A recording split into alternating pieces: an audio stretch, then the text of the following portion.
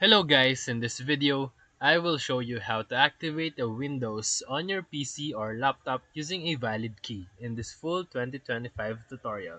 So step 1, first check if your Windows version is already pre-activated. So in order to check this, you will go to your settings and then system and then find the activation.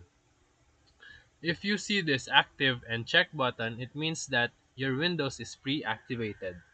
But if it says that Windows is not activated, we will continue to the next step.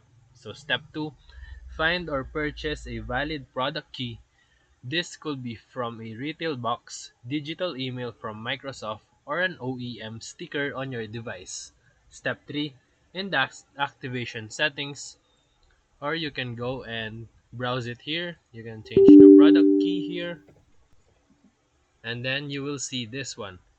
If you see this one, you will now enter the 25 character activation code. Step 4. Click Next and then Activate. Make sure that you are connected to the internet as Windows will verify the key online. Step 5. If the key is valid, your Windows will now show as active like this, and you can now personalize your desktop and access all features.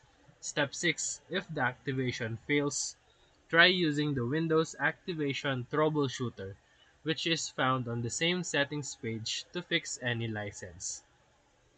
Now your PC or laptop is fully activated and ready to use. So if this video helped you, feel free to like and subscribe for more quick tutorials, reviews, and comparison videos. Thank you for watching.